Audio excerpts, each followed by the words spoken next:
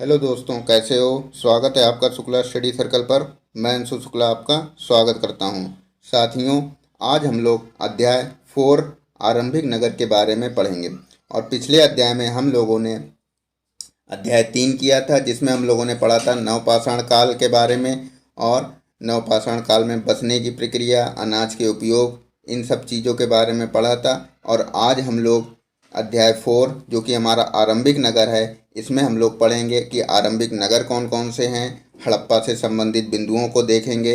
हड़प्पा सभ्यता से संबंधित नगरों की विशेषताएं क्या क्या थीं, इन लोगों का नगरीय जीवन कैसा था। मेहरगढ़ के बारे में जानेंगे, लोथल के बारे में पढ़ेंगे और हड़प्पा सभ्यता का अंत कैसे हुआ। इन सभी महत्वपूर्ण बिंदुओं पर चर्चा करेंगे। अगर आप किसी भी एग्ज़ाम की तैयारी कर रहे हैं, कोई भी आपका कॉम्पिटिटिव एग्ज़ाम हुआ, चाहे वो यूपीएससी हुआ या यूपी पीसीएस हुआ, यह एनसीईआरटी सभी के लिए बहुत ही महत्वपूर्ण है। लेकिन अभी हम लोग इसमें स्पेशली सीटेट पर फोकस करेंगे और सीटेट से रिलेटेड जितने भी क्वेश्चन इस चैप्टर से आए हुए हैं उन सभी को देखेंगे। ये वाले क्वेश्चन ये जितने भी आए हुए हैं इन सभी को क्वेश्चनों को देखेंगे। और भी क्वेश्चन आए हैं उनको हम तब देखेंगे जब हम क्वेश्चनों की प्रैक्टिस करेंगे। तो चलिए शुरू करते हैं अपना चैप्टर अध्याय 4। अगर आप अभी लोग नए हैं तो प्लीज़ वीडियो को लाइक कर दें, चैनल को सब्सक्राइब कर दें। सबसे पहले स्टार्ट करते हैं हड़प्पा की कहानी। तो हड़प्पा की कहानी तो शुरू करते हैं। 150 साल पहले जब पंजाब में पहली बार रेलवे लाइन बिछाई जा रही थी, तब इस काम में जुटे इंजीनियरों को अचानक हड़प्पा पुरास्थल मिला, जो आधुनिक पाकिस्तान में है। अब सीटेट में आपसे सिर्फ इतना ही पूछा जाएगा कि रेलवे लाइन कहाँ बिछाई जा रही थी, तो कौन सा स्थल मिला, तो हड़प्पा। और रेलवे लाइन कहाँ बिछाई जा रही थी, पंजाब में। सीटेट आपसे ये नहीं पूछेगा कि कहाँ से कहाँ तक बिछाई जा रही थी। अगर आप किसी और एग्ज़ाम की तैयारी कर रहे हैं तब पूछ सकता है कि जो पंजाब में रेलवे लाइन बिछाई जा रही थी वह कहाँ से कहाँ तक बिछाई जा रही थी, तो कराची से लाहौर के बीच बिछाई जा रही थी लाइन। नेक्स्ट बढ़ते हैं। उसके बाद मतलब 150 साल पहले तो रेलवे लाइन बिछाई जा रही थी, फिर उसके 80 साल पहले पुरातात्विदों ने इस स्थल को ढूंढा और तब पता चला कि यह खंडर उपमहाद्वीप के सबसे पुराने शहरों में से एक है। क्योंकि इस नगर की खोज सबसे पहले हुई थी, इसलिए बाद में मिलने वाले इस तरह के सभी पुरास्थलों में जो इमारतें और चीज़ें मिली उन्हें हड़प्पा सभ्यता की इमारतें कहा गया।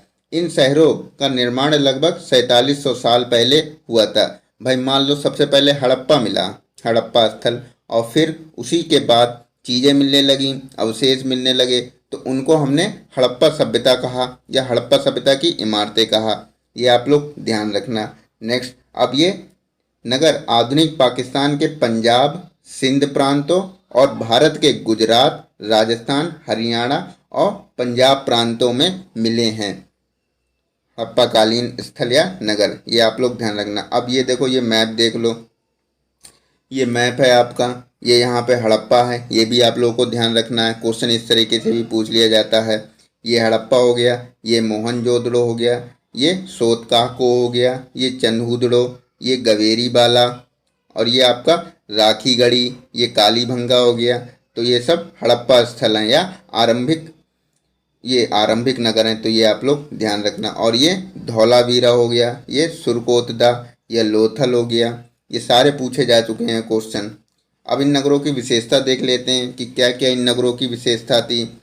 तो इन नगरों में से कई को 2 या उससे ज़्यादा हिस्सों में विभाजित किया गया था। इन नगरों को प्रायः पश्चिमी भाग छोटा था लेकिन ऊंचाई पर बना था, और पूर्वी हिस्सा बड़ा था लेकिन यह निचले इलाके में बना था। मतलब जो नगर थे वह 2 भागों में बटे हुए थे। जैसे जो पश्चिमी भाग था, जैसे ये वाला हमारा पश्चिमी भाग, ये छोटा है लेकिन ये ऊंचाई पर था, और ये हमारा पूर्वी भाग है, ये बड़ा था लेकिन ये निचले हिस्से पर था।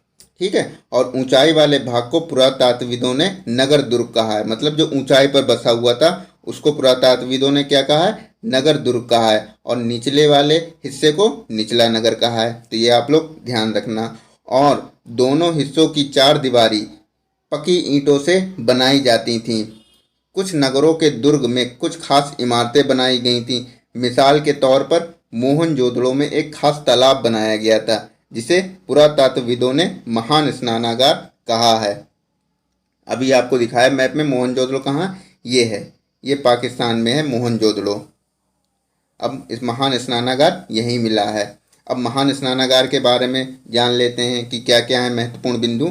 तो महान स्नानागार, इसको हम तालाब भी बोलते हैं। तो इस तालाब को बनाने में ईंट और प्लास्टर का इस्तेमाल किया गया था, ठीक है। और इसमें पानी का रिसाव रोकने के लिए प्लास्टर के ऊपर चारकोल की परत चढ़ाई गई थी, ठीक है, ये आप लोग ध्यान रखना। और इस सरोवर में दो तरफ से उतरने के लिए सीढ़ियाँ बनाई गई थी और चारों ओर कमरे बनाए गए थे, ये आप लोग ध्यान रखना। और इसमें भरने के लिए पानी कुएं से निकाला जाता था, मतलब इस तालाब में कुएं से पानी निकाल के फिर तालाब में डाला जाता था, और जब उसका यूज़ हो जाता था तो इसे खाली कर दिया जाता था। अब जैसे ये है, देखो आपका ये है महान स्नानागार।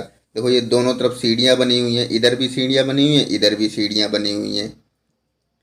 अब कालीबंगा कालीबंगा और लोथल जैसे अन्य नगरों में अग्निकुंड मिले हैं। क्वेश्चन बन जाता है कि अग्निकुंड कहाँ मिले हैं, तो कालीबंगा और लोथल में हमको अग्निकुंड मिले हैं।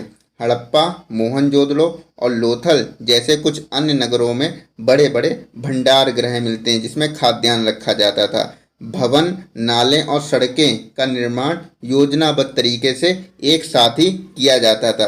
कैसे किया जाता था, तो इन नगरों के जो घर थे वह आमतौर पर एक या दो मंजिले होते थे, ये आप लोग को ध्यान रखना था। अब घर के आंगन में चारों ओर कमरे बनाए जाते थे, जैसे ये आंगन हो गया, ठीक है, ये कमरा हो गया, ये कमरा हो गया, ये कमरा हो गया। तो चारों ओर कमरे बनाए जाते थे और अधिकांश घरों में एक अलग स्नानागार होता था, मतलब नहाने के स्थान, और कुछ घरों में कुएं भी होते थे, ये आप लोग ध्यान रखना।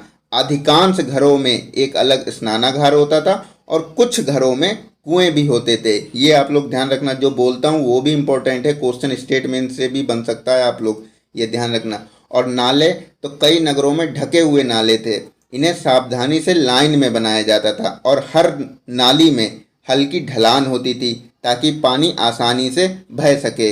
और अक्सर घरों की नालियों को, मतलब घरों की नालियों को सड़कों की नालियों से जोड़ दिया जाता था, जो बाद में बड़े नालों में मिल जाती थीं।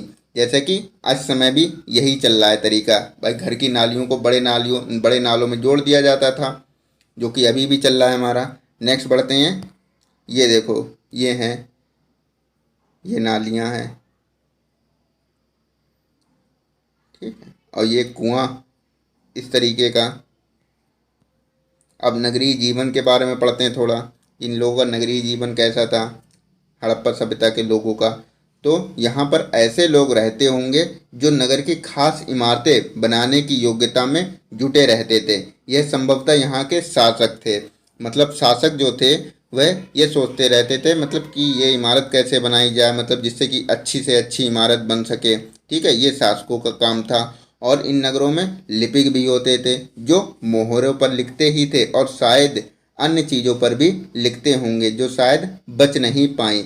इसके अलावा नगरों में शिल्पकार, स्त्री पुरुष भी रहते थे, यानी शिल्पकार दोनों थे, स्त्री भी थीं और पुरुष भी थे, जो अपने घरों या किसी उद्योग स्थल पर तरह तरह की चीज़ें बनाते होंगे। अब हड़प्पा के नगरों में जो चीज़ें मिलीं वह अधिकतर पत्थर, शंख, तांबे, कांसे, सोने और चांदी जैसी धातुओं से बनाई गई थी। यहाँ तांबे और कांसे से औजार और हथियार बनाए गए हैं, सोने और चांदी से गहने और बर्तन बनाए गए हैं। यहाँ मिली सबसे आकर्षक वस्तुओं में मनके, बांट और फलक हैं। कहाँ मिली? हड़प्पा में। हड़प्पा सभ्यता के लोग पत्थर की मोहर बनाते थे और इन आयताकार मोहरों पर सामान्यतः जानवरों के चित्र मिलते थे। तो आप लोग को ये ध्यान रखना है, किसकी मोहर बनाते थे? पत्थर की मोहर बनाते थे। और इनकी शेप क्या थी? तो इनकी शेप आयताकार थी और इन पर जानवरों के चित्र मिलते थे। तो ये आपके ये मनके हो गए, ठीक है, और ये फलक या बांट हो गए, इनको हम बांट बोलते हैं। ये आपकी मोहर हो गई, ये मोहर है, ये मिट्टी के खिलौने हैं। अब हड़प्पा सभ्यता के लोग काले रंग से डिजाइन किए हुए खूबसूरत लाल मिट्टी के बर्तन बनाते थे, जैसे कि ये हैं लाल मिट्टी के बर्तन, ये वाले, और किससे? काले रंग से डिजाइन किए हुए खूबसूरत। काले रंग से, ये भी आप लोग ध्यान रखना, काले रंग से डिजाइन किए हुए खूबसूरत लाल मिट्टी के बर्तन बनाते थे। एक जैसे ये हो गए लाल मिट्टी का बर्तन, वो खिलौना था, सॉरी। अब संभवतः 7,000 साल पहले मेहरगढ़ में कपास की खेती होती थी। कहाँ होती थी कपास की खेती? मेहरगढ़ में। मोहनजोदड़ो से कपड़े के टुकड़े के अवशेष मिले हैं, और किसमें मिले हैं? तो चांदी के एक फूलदान के ढक्कन तथा कुछ अन्य तांबे की वस्तुओं से चिपके हुए मिले हैं। ये आप लोग ध्यान रखना। कपड़े के टुकड़े के अवशेष कहाँ मिले हैं? मोहनजोदड़ो में। और किसमें मिले हैं? तो चांदी के एक फूलदान में। तांबे की कुछ वस्तुएं भी होंगी तो उनसे चिपके हुए मिले हैं। पकी मिट्टी तथा फेयन से बनी तकलियां सूत कताई का संकेत देती हैं। अब विशेषज्ञ क्या होते थे? जैसे कुछ कुछ परिभाषाएं भी उसमें दी हुई हैं आपकी एनसीईआरटी में, तो पूछ लिया जाता है क्वेश्चनों में। तो विशेषज्ञ उसे कहते हैं जो किसी खास चीज़ को बनाने के लिए खास प्रशिक्षण लेता है, जैसे पत्थर तराशना, मनके चमकाना, या फिर मोहरों पर पच्चीकारी करना, मतलब डिजाइन बनाना। अब फेयंस क्या होते हैं? तो फेयंस को जान लो। तो पत्थर और शंख प्राकृतिक तौर पर पाए जाते हैं, ये तो आप लोगों को पता होगा। लेकिन फेयंस को कृत्रिम रूप से तैयार किया जाता है। कैसे तैयार किया जाता है? तो बालू या स्फटिक पत्थरों के चूर्ण को गोंद में मिलाकर उनसे वस्तुएं बनाई जाती थी। उसके बाद उन वस्तुओं पर चिकनी परत चढ़ाई जाती थी। इस चिकनी परत के रंग प्रायः नीले या हल्के समुद्री हरे होते थे। फेयंस से मनके, चूड़ियाँ, बाले और छोटे बर्तन बनाए जाते थे। ये आप लोग ध्यान रखना, ये है फेयंस। हड़प्पा के लोग तांबे का आयात संभवतः आज के राजस्थान से और पश्चिम एशियाई देश ओमान से करते थे। यानी कि तांबे का आयात कहाँ से करते थे? राजस्थान और ओमान से। और टीन का आयात कहाँ से करते थे? तो आधुनिक ईरान और अफगानिस्तान से। और सोने का आयात कहाँ से करते थे? तो कर्नाटक से। और बहुमूल्य पत्थर का आयात कहाँ से करते थे? तो गुजरात, ईरान और अफगानिस्तान से करते थे। ये और एक चीज़ ध्यान रखना आप लोग कि एक क्वेश्चन और बनता है कि तांबा प्लस टीन से कौन सी, तांबा और टीन को मिलाने से कौन सी धातु बनती है? तांबा और टीन को मिलाने से कौन सी मिश्र धातु बनती है? तो कांसा बनता है। ये आप लोग ध्यान रखना, क्या बनता है? कांसा, तांबा और टीन को मिलाने से। नेक्स्ट बढ़ते हैं। हड़प्पा के लोग जमीन की जुताई के लिए हल का प्रयोग करते थे। ये प्रायः लकड़ी से बनाए जाते थे। तो ये आपका हल हो गया, ये इस तरीके का। नेक्स्ट बढ़ते हैं। अब हड़प्पा कालीन नगर धौलावीरा। अब धौलावीरा को जान लो। तो गुजरात के कच्छ के इलाके में खदिर बेट के किनारे धौलावीरा नगर बसा था। ये आप लोगों को मैप में अभी दिखाया था। जहाँ हड़प्पा सभ्यता के कई नगर दो भागों में विभाजित थे। ये भी हम लोगों ने पढ़ा ऊपर कि हड़प्पा सभ्यता के दो, हड़प्पा जो सभ्यता के जो नगर थे वो दो भागों में विभाजित थे। एक हमारा नगर ऊंचाई पर था और एक हमारा नगर निचला था। तो ज़्यादातर नगर दो भागों में विभाजित थे, लेकिन जो हड़प्पा वो धौलावीरा था वह हमारा तीन भागों में विभाजित था। इसके हर हिस्से में चारों ओर पत्थर की ऊंची ऊंची दीवार बनाई गई थी और इसके अंदर जाने के लिए बड़े बड़े प्रवेश द्वार थे। इस नगर में एक खुला मैदान भी था जहां सार्वजनिक कार्यक्रम आयोजित किए जाते थे। यहाँ मिले कुछ अवशेषों में हड़प्पा लिपि के बड़े बड़े अक्षरों को पत्थरों पर खुदा पाया गया। ये आप लोग ध्यान रखना। कहाँ पाया गया? धौलावीरा में। इन अभिलेखों को संभवतः लकड़ी पर जड़ा गया था। यह एक अनोखा अवशेष है क्योंकि आमतौर पर हड़प्पा के लेख मुहर जैसी छोटी वस्तुओं पर पाए गए। अब लोथल नगर के बारे में जान लेते हैं। लोथल नगर तो गुजरात की खंबात की खाड़ी में मिलने वाली साबरमती की एक उपनदी के किनारे बसा लोथल नगर ऐसे स्थान पर बसा था जहां कीमती पत्थर जैसा कच्चा माल आसानी से मिल जाता था।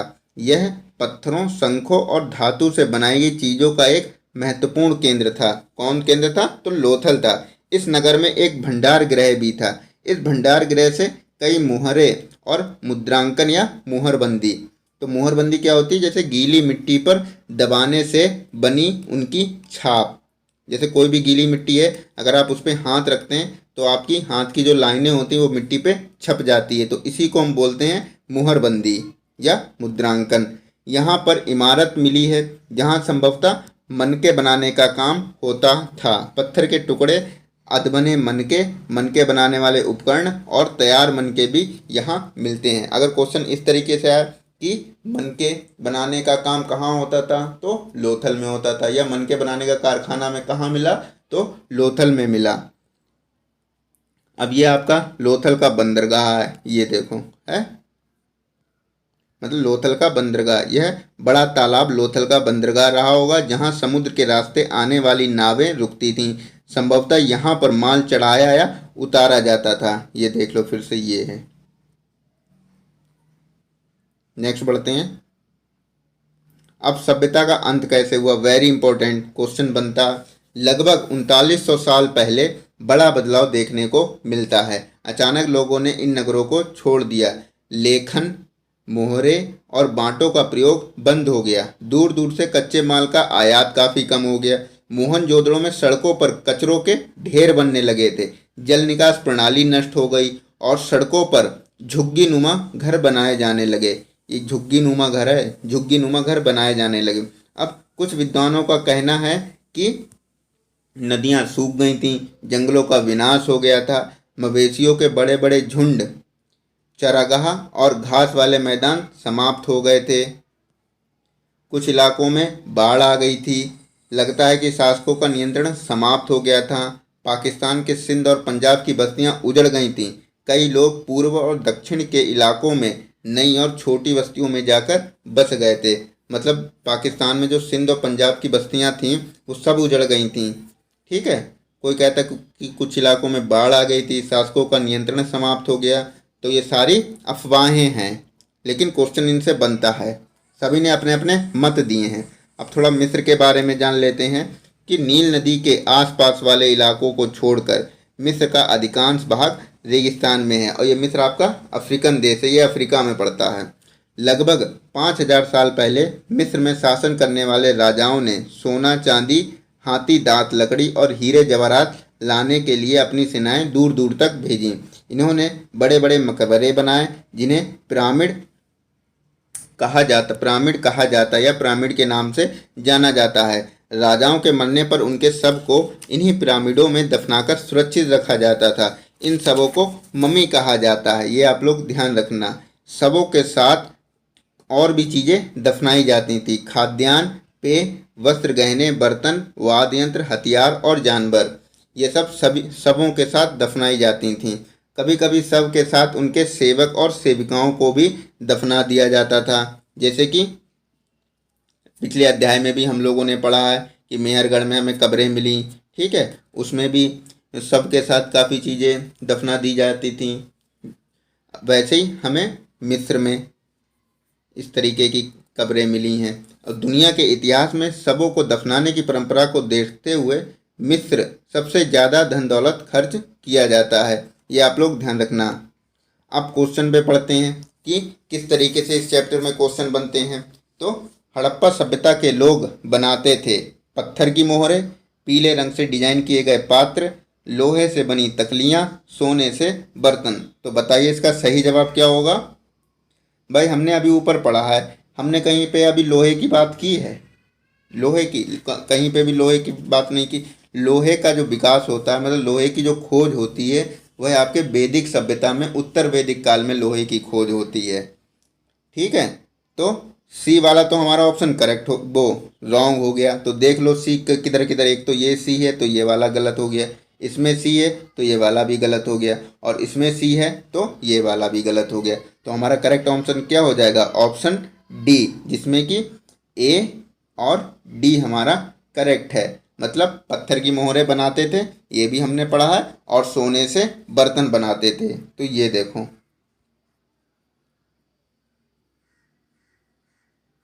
ये कहाँ गया,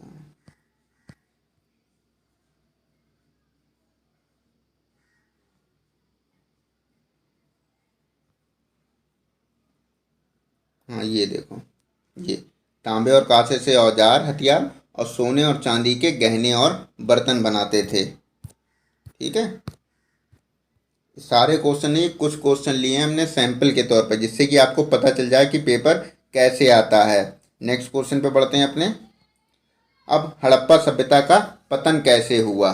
ऐसा लगता है कि शासकों का नियंत्रण समाप्त हो गया, जंगलों का विनाश हो गया, सभ्यता के पूरे क्षेत्र में बाढ़ आ गई, संभवतः नदियां सूख गई थी। तो बताइए इसका सही जवाब क्या होगा।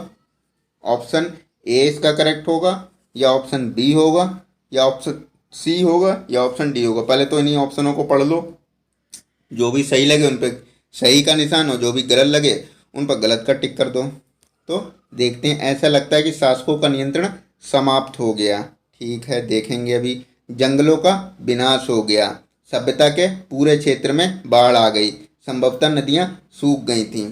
ठीक है, अभी हम लोगों ने ये ऊपर पढ़ा है, कहाँ पे, ये देखो।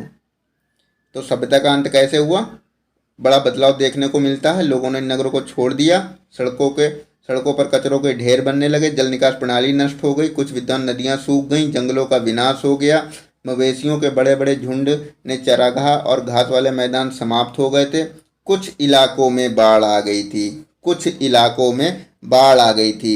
ये अब देख लो, और इसमें क्या लिखा, सभ्यता के पूरे क्षेत्र में बाढ़ आ गई थी, तो यही हमारा गलत हो जाएगा। तो सी वाला तो हमारा गलत है। ठीक है, सी वाला, अब जिसमें जिसमें सी आया उसको काट दो।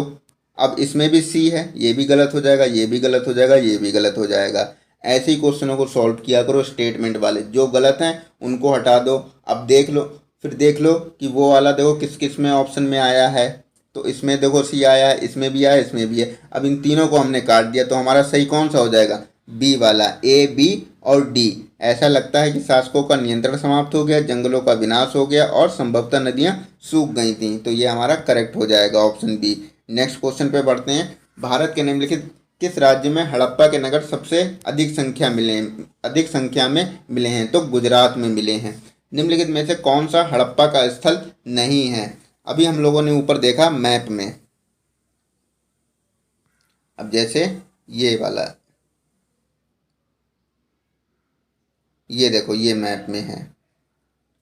ठीक है, कौन कौन से हैं, एक तो हमारा राखीगढ़ी है, कालीबंगा है, गवेरी बाला है, मोहनजोदड़ो है, चंदहुदड़ो है, सोत का कोहो है। ठीक है, और धौलावीरा सुदकोतदा लोथल। तो ये तो हड़प्पा कालीन स्थल है। लेकिन यहाँ पे कहीं पे आपको चिरान दिख रहा है क्या, नहीं दिख रहा है।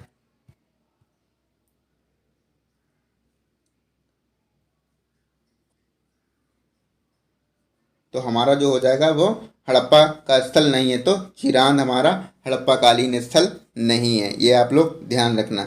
और जो फर्स्ट पे हमने जो मैप दे रखा है ये वाला, इसको आप लोग जरूर पढ़ लेना, याद कर लेना। जैसे ये लिखा हुआ है कि पुरापाषाणिक स्थल, नवपाषाणिक पुरास्थल और महापाषाणिक पुरास्थल और आरंभिक गांव, ये सब आपको याद करने हैं कि पुरापाषाणिक पुरास्थल कौन कौन से हैं, नवपाषाणिक पुरास्थल कौन कौन से हैं। ये देखो। ठीक है, और चिरान जो है हमारा वह नवपाषाणिक पुरास्थल है, ये आप लोग ध्यान रखना। नेक्स्ट क्वेश्चन पे बढ़ते हैं अपने। लगभग 3900 वर्ष पूर्व आरंभिक नगर हड़प्पा और मोहनजोदड़ो कई कारणों से समाप्ति की कगार पर आने लगे। निम्नलिखित में से कौन सा उन कारणों में से एक कारण नहीं है। अब देखो वही क्वेश्चन आया सभ्यता का अंत वाला, लेकिन इसे एक दूसरी लैंग्वेज में पूछ दिया गया है। तो जंगलों के विनाश और बाढ़ के कारण नगर नष्ट हुए, सही है। मवेशियों के बड़े बड़े झुंडों द्वारा चरागाह और घास वाले मैदानों को चराने से मृदा आवरण नष्ट हो गया, ये भी सही है। नदियाँ सूख गईं जिसके कारण नगर समाप्त हो गए, ये भी ठीक है। नगरों के बीच आपसी प्रतिद्वंद्विता और लड़ाई, ये हमारा गलत हो जाएगा। आपसी प्रतिद्वंद्विता और लड़ाई नहीं हुई थी, और ये ऊपर के ये सभी कारण हमारे थे सभ्यता के पतन में। तो साथियों आज के लिए बस इतना, कल फिर मिलते हैं एक नए चैप्टर के साथ। अगर आप चैनल पर नए हैं तो प्लीज़ वीडियो को लाइक कर दें, चैनल को सब्सक्राइब कर दें। तब तक के लिए जय हिंद।